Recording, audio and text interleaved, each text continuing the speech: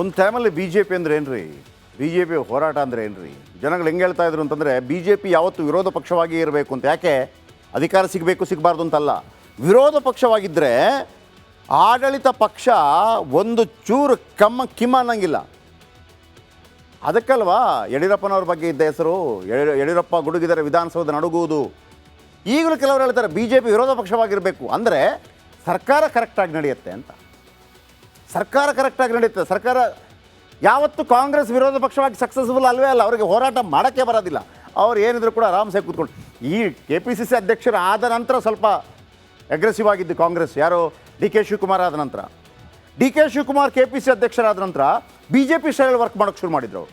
B J P ಥರನೇ ಎಂಥ ಹೋರಾಟಗಳಲ್ಲಿ ಏನು ಜನ ಸೇರ್ತಾರೆ. ಒನ್ ಟೈಮಲ್ಲಿ ಬಿ ಜೆ ಪಿ ಅಂತಂದ್ರೆ ಏನು ರೀ, ಎಲ್ಲ ಉಲ್ಟಾ ಪಲ್ಟಾ ಆಗಿದೆ. ಇದೊಂದು ಒಳ್ಳೆ ಅವಕಾಶ ಅಲ್ವಾ? ಇವರು ಎಂಥ ಪ್ಲ್ಯಾನ್ ಮಾಡ್ಬೋದಾಗಿತ್ತು. ನೋಡ್ರಪ್ಪ, ಆರಂಭದಿಂದ ಅಲ್ಲಿಂದ ಬರ್ತೀವಿ, ಅಲ್ಲಿಂದ ಬರುವಾಗ ನಾವು ನಾಯಕತ್ವ ವಹಿಸ್ಕೊಳ್ಳಿ. ಅರ್ಧ ಕರ್ನಾಟಕ ನಾವು ಯಾರು ಬಸವನಗೌಡ ಪಾಟೀಲ್ ಯತ್ನಾಳ್ ಮತ್ತು ರಮೇಶ್ ಜಾರಕಿಹೊಳಿ, ನಂತರ ಅಧ್ಯಕ್ಷರು ಇರಲಿ, ನಾವು ಅದರ ನೇತೃತ್ವ ವಹಿಸ್ತೀವಿ, ಅಧ್ಯಕ್ಷರು ಬರಲಿ. ನೀವು ಶೈನ್ ಆಗ್ತಾ ಇದ್ದೀರಿ, ಇವರು ಶೈನ್ ಆಗ್ತಾಯಿದ್ರು, ಪಾರ್ಟಿನೂ ಶೈನ್ ಆಗ್ತಾ ಇತ್ತು. ಹಾಂ, ಈಗ 66ಕ್ಕೆ ಬಂದು ನಿಂತಿದೆ. ಎಷ್ಟಕ್ಕೆ ತಂದಿರ್ತೀರಿ ಗೊತ್ತಿಲ್ಲ. ಬಿ ಜೆ ಪಿ ಬೀದಿ ಜಗಳವಾಗಿದೆ. ವಕ್ಫ್ ಬೋರ್ಡ್ ವಿರುದ್ಧ ಹೋರಾಟಕ್ಕೆ ನಿಂತ ಬಿ ಜೆ ಪಿ. ಯಾರು ಹೋರಾಟ ಮಾಡಬೇಕು, ಯಾರ ವಿರುದ್ಧ ಹೋರಾಟ ಮಾಡಬೇಕು ಗೊತ್ತಿಲ್ಲ, ಹಂಗಾಗ್ಬಿಟ್ಟಿದೆ. ಹೋರಾಟಕ್ಕೆ ನಿಂತ ಬಿ ಜೆ ಪಿಯವರೇ ಛಿದ್ರ ಆಗ್ತಾ ಇದ್ದಾರೆ. ನವೆಂಬರ್ 25ರಿಂದ ಪಾದಯಾತ್ರೆ ಹೊರಡಲಿದ್ದಾರೆ ಯತ್ನಾಳ್ ಅವರು. ಯತ್ನಾಳ್, ಜಾರಕಿಹೊಳಿ, ಲಿಂಬಾವಳಿ ನೇತೃತ್ವದ ಯಾತ್ರೆ. ಆದರೆ ಇದು ಹೆಂಗೆ ಅನಿಸ್ತಾ ಇದೆ ಅಂತಂದರೆ ಸ್ಪಷ್ಟವಾಗಿ ಗೊತ್ತಾಗ್ತಾ ಇದೆ, ನೀವೆಲ್ಲ ಟಿಕೆಟ್ ಸಿಕ್ಕಿಲ್ಲ, ಬೇಸರದಲ್ಲಿದ್ದೀರಿ. ಬಸವನಗೌಡ ಪಾಟೀಲ್ ಯತ್ನಾಳ್ ನನ್ನನ್ನು ಅಧ್ಯಕ್ಷ ಮಾಡಿಲ್ಲ ಅಂತೇಳಿ ಅವ್ರಿಗೆ ಬೇಸರ. ಆಮೇಲೆ ಜಾರಕಿಹೊಳಿ ಅವರಿಗೆ ನಾನು ಹೇಗೆ ಯಡಿಯೂರಪ್ಪನವರ ಜೊತೆ ಬೇಕಿದ್ರೆ ಕೆಲಸ ಮಾಡ್ತೀನಿ, ವಿಜೇಂದ್ರ ಚಿಕ್ಕವನ ಅವನ ಜೊತೆ ಯಾಕೆ ಅಂತ ಅವರ ಬೇಸರ. ಪ್ರತಾಪ್ ಸಿಂಹ ಇವ್ರ ಜೊತೆ ಗುರುಸ್ಕೊಂಡಿದ್ದಾರೆ. ಲಿಂಬಾವಳಿ ಟಿಕೆಟ್ ಸಿಕ್ಕಿಲ್ಲ ಅಂತ ಬೇಸರ ಅಲ್ವಾ? ಯತ್ನಾಳ್ ರೆಬಲ್ಸ್ ಟೀಮ್ನಲ್ಲಿದೆ ಬಂಡೆದ್ದವರೆಲ್ಲ ಹೆಸರು. ಬೀದರ್ನಿಂದ ಚಾಮರಾಜನವರೆಗೆ ಜನಜಾಗೃತಿ ಮಾಡ್ತಾರಂತೆ. ಇದಕ್ಕೆ ಇವರೊಂದು ಟಕ್ಕರ್ ಕೊಟ್ಟಿದ್ದಾರೆ. 3 ಟೀಮ್ ರಚನೆ ಮಾಡಿ ಅಲ್ಲಿಗೊಂದು ಇಲ್ಲಿಗೊಂದು ಮನೆಯೊಂದು 3 ಬಾಗಿಲು ಸ್ಪಷ್ಟನೆ ಕೊಡ್ತಾರೆ. ನೋಡ್ರಿ, ಯತ್ನಾಳ್ ವಿಜೇಂದ್ರ ಅವ್ರ ಕೇಳಿದ್ರೆ ಯತ್ನಾಳ್ ಅವರೆಲ್ಲ ಪಾದಯಾತ್ರೆ ಮಾಡಲಿ.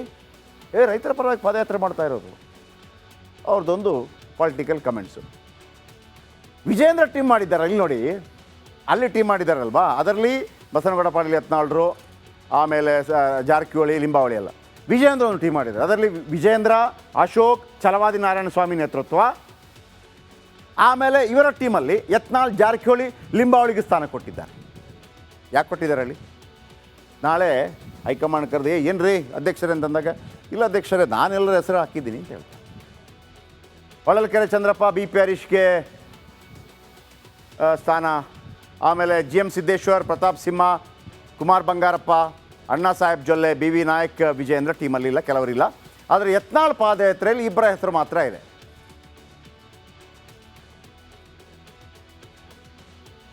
ಯತ್ನಾಳ್ ಪತ್ರದಲ್ಲಿ ಜಾಗ ಇದೆ, ಆದರೆ ಟೀಮ್ನಲ್ಲಿ ಜಾಗ ಇಲ್ಲ. ವಿಜೇಂದ್ರ ಟೀಮ್ನಲ್ಲಿ ರಮೇಶ್ ಜಾರಕಿಹೊಳಿ ಇದ್ದಾರೆ. ಆದರೆ ಅವರು ನಾನ್ಯಾಕೆ ವಿಜೇಂದ್ರ ಕೈ ಕೆಳಗೆ ಕೆಲಸ ಮಾಡಬೇಕು ಅಂತ ಈ ಹಿಂದೆ ಹೇಳಿದವರು ಸವಾಲು ಹಾಕಿದ್ದಾರೆ ಸಾವುಕಾರ್ ವಿಜೇಂದ್ರ. ಆದರೆ ವಿಜೇಂದ್ರ ಅವರನ್ನು ತಮ್ಮ ಟೀಮಲ್ಲಿ ಇಟ್ಕೊಂಡಿದ್ದಾರೆ. ಇದು ಸದ್ಯಕ್ಕೆ ನಿಲ್ಲುವಂಗೆ ಕಾಣ್ತಾ ಇಲ್ಲ. ಹೋರಾಟ ಮಾಡಬೇಕಿತ್ತು ಇವರು ಅಂತಂದರೆ ಎಲ್ಲರೂ ಒಗ್ಗಟ್ಟಾಗಿ ಹೋರಾಟ ಮಾಡಿ ಹೇಗಾದರೂ ಮಾಡಿ ಹೆಡೆಮುರಿ ಕಟ್ಟಬಹುದಾಗಿತ್ತು ಕಾಂಗ್ರೆಸ್ ಪಾರ್ಟಿಯನ್ನು. ಆದರೆ ಮನೆಯೊಂದು 3 ಬಾಗಿಲಾಗಿದೆ B J P. Yatnal, Ramesh Jarkiholi ಹೂಡಿರೋ ಅಸ್ತ್ರಕ್ಕೆ ರಾಜ್ಯಾಧ್ಯಕ್ಷ ವಿಜೇಂದ್ರ ಪ್ರತ್ಯಸ್ತ್ರ ಹೂಡಿದ್ದಾರೆ.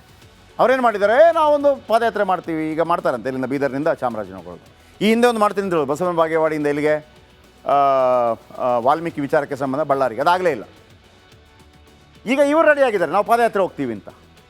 ವಿಜೇಂದ್ರ ಸುಮ್ಮನೆ ಕೂರೋಕ್ಕಾಗಲ್ಲ, ರಾಜ್ಯಾಧ್ಯಕ್ಷ. ಅವರು ಒಂದು ಟೀಮ್ ರೆಡಿ ಮಾಡಿದ್ದಾರೆ. ಇವರಿಬ್ಬರ ಈ ಯುದ್ಧ ನಡೀತಾ ಇದೆ ಅಂತ ಗೊತ್ತಿದ್ರು ಕೂಡ ಹೈಕಮಾಂಡ್ ಸುಮ್ಮನೆ ಬಿಟ್ಟುಬಿಟ್ಟಿದೆ. ನಿಮ್ಗೆ ಅಧಿಕಾರ ಹೆಂಗೂ ಇಲ್ಲ, ಅಧಿಕಾರಕ್ಕೆ ಸದ್ಯಕ್ಕೆ ಬರೋಕ್ಕೂ ಆಗಲ್ಲ, ಏನು ಬೇಕಿದ್ರೂ ಮಾಡ್ಕೊಳ್ಳಿ, ಶಾಂತಂ. ರಿಪೋರ್ಟ್.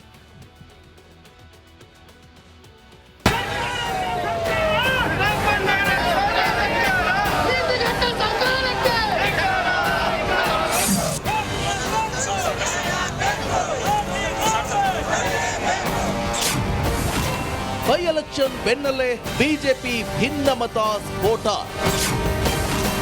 ಈಗಲಾದ್ರೂ ಎಂಟ್ರಿ ಕೊಡುತ್ತಾ ಹೈಕಮಾಂಡ್? ರಾಜ್ಯದಲ್ಲಿ 3 ಕ್ಷೇತ್ರಗಳ ಉಪಚುನಾವಣೆ ಮುಗಿದ ಬೆನ್ನಲ್ಲೇ ಬಿಜೆಪಿ ಭಿನ್ನಮತ ದೊಡ್ಡ ಪ್ರಮಾಣದಲ್ಲಿ ಸ್ಫೋಟಗೊಳ್ಳುವ ಎಲ್ಲ ಲಕ್ಷಣ ಕಾಣಿಸ್ತಾ ಇವೆ. ವಕ್ಫ್ ವಿವಾದ ಮುಂದಿಟ್ಕೊಂಡು ಹೋರಾಟ ರೂಪಿಸಲು 2 ಬಣಗಳು ಘೋಷಣೆ ಮಾಡಿದ್ದು ಬಿಜೆಪಿಯ ಒಡಕು ಸ್ಪಷ್ಟವಾಗಿ ಗೋಚರಿಸ್ತಾ ಇದೆ.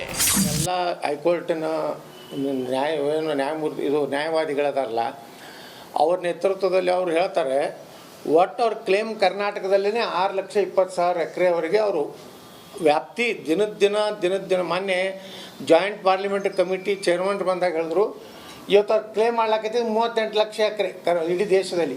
ಅದರಲ್ಲಿ ರೈತರ ಪರವಾಗಿ ಹೋರಾಟ ಮಾಡೋದಕ್ಕೆ ಮುಜುಗರ ಯಾಕೆ ಪಡ್ಕೋಬೇಕು? ರೈತರ ಪರವಾಗಿ ಯಾರು ಬೇಕಾದರೂ ಹೋರಾಟ ಮಾಡ್ಬೋದು, ಅದ್ರ ಬಗ್ಗೆ ನಮ್ದೇನು ತಕರಾರು ಇಲ್ಲ. ಇರ್ತಾರೆ ಅವರು ನಮ್ಮ ಪಕ್ಷದವರೇ ತಾನೆ.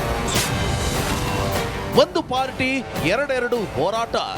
ಯತ್ನಾಳ್ ನೇತೃತ್ವದಲ್ಲಿ 10 ಮಂದಿಯ ತಂಡ ವಕ್ಫ್ ವಿಚಾರವಾಗಿ ಹೋರಾಟ ನಡೆಸಲಿದೆ. ಬೀದರ್ನಿಂದ ಚಾಮರಾಜನಗರದವರೆಗೆ ಜಾಥಾ ಹಮ್ಮಿಕೊಳ್ಳಲಾಗಿದೆ. ಇದು ಬಿಜೆಪಿಯಿಂದಲೇ ನಡೆಯುತ್ತಿರುವ ಹೋರಾಟ ಅಂತ ಯತ್ನಾಳ್ ಹೇಳ್ತಿದ್ರೆ, ಮತ್ತೊಂದು ಕಡೆ ವಿಜೇಂದ್ರ ವಕ್ಫ್ ಹೋರಾಟದ 3 ತಂಡ ರಚನೆ ಮಾಡಿದ್ದಾರೆ. ನಮ್ಮ ನೋಡಿ ಒಂದು 3 ತಂಡ ಮಾಡಿ ಅದು ಡೇಟ್ ಇಲ್ಲ, ಯಾವ ಊರಿಲ್ಲ, ಏನೂ ಇಲ್ಲ, ಅದಕ್ಕೆ ಅವು ಇಲ್ಲ ಅಪ್ಪಿಲ್ಲ. ಸೋಮ ಯತ್ನಾಳರು ನಮ್ಮ ಟೀಮ್ ಮಾಡೈತನ ಅದು ಮಾಡ್ಯಾರ. ಅವ್ರಿಗೇನು ವಕಫದ ಕಾಳಜಿ ಇಲ್ಲ, ಮೂಢ ಕಾಳಜಿ ಇಲ್ಲ, ವಾಲ್ಮೀಕಿ ಜನಾಂಗದ 187 ಕೋಟಿ ಹಗರಣದ ಕಾಳಜಿ ಇಲ್ಲ, ದಲಿತರ 24,000 ಕೋಟಿ ರೂಪಾಯಿ ಪೂರ್ತಿ ಡೈಲ್ಯೂಟ್ ಮಾಡಿ ಇವತ್ತು ಗ್ಯಾರಂಟಿಗೆ ಹಾಕಿಲ್ಲ, ಅದ್ರ ಕಾಳಜಿ ಇಲ್ಲ. ಅವ್ರ ಕಾಳಜಿ ಇರೋದು ಮುಂದೆ ಮುಖ್ಯಮಂತ್ರಿ ಹೇಗೆ ಆಗಬೇಕು, ಮತ್ತೆ ಅಪ್ಪನ ಹಾಗೆ ಲೂಟಿ ಮಾಡಬೇಕು. ರಾಜ್ಯ ಬಿಜೆಪಿ ಬಂಡಾಯದ ಬಗ್ಗೆ ಹೈಕಮಾಂಡ್ ದಿವ್ಯ ಮೌನವು ಸಾಕಷ್ಟು ಚರ್ಚೆಗೆ ಎಡೆಮಾಡಿಕೊಟ್ಟಿದೆ. ಕೆಲವು ದಿನಗಳ ಹಿಂದೆ ಆರ್ಎಸ್ಎಸ್ ಮಧ್ಯಪ್ರವೇಶ ಮಾಡಿ ಬಂಡಾಯ ಶಮನ ಮಾಡುವ ಪ್ರಯತ್ನ ನಡೆಸಿತ್ತು. ಆದರೆ ಇದು ಯಶಸ್ವಿಯಾಗಿಲ್ಲ. ಇದೀಗ ಬಿಜೆಪಿ ಹೈಕಮಾಂಡ್ ನಾಯಕರು ಯಾವ ನಡೆಯನ್ನು ಅನುಸರಿಸಲಿದ್ದಾರೆ ಎಂಬುದು ಕುತೂಹಲಕ್ಕೆ ಕಾರಣವಾಗಿದೆ. Political bureau, republic Kannada, Bengaluru. ಸೇರಿದ್ರೆ 38,40,000. ಚನ್ನಪಟ್ಟಣದಲ್ಲಿ ಈ ಬಾರಿ 88.81% ಮತದಾನ. ಅಂದರೆ ಹೆಚ್ಚು ಕಮ್ಮಿ 2 ಲಕ್ಷ ಜನರಿಂದ ವೋಟಿಂಗ್ 90%. 90% ಒಕ್ಕಲಿಗರು ಕೂಡ ವೋಟ್ ಹಾಕಿದ್ದಾರೆ. 1 ಲಕ್ಷ ಜನ ವೋಟ್ ಹಾಕಿದ್ದಾರೆ. 90 ಒಕ್ಕಲಿಗರು ಅಂದರೆ 91,000ರಿಂದ 1 ಲಕ್ಷ. ಹೆಚ್ಚು ಒಕ್ಕಲಿಗರು ವೋಟ್ ಹಾಕಿದರೆ JDSಗೆ ಲಾಭ ಆಗಿರ್ಬೋದು. ಇರೋ 30,000 ಮುಸ್ಲಿಮರ ಮನ ಗೆದ್ದಿದ್ದಾರೆ ಜಮೀರ್, ಎಲ್ಲರೂ ಕಾಂಗ್ರೆಸ್ಗೆ ಹಾಕಿದ್ದಾರೆ.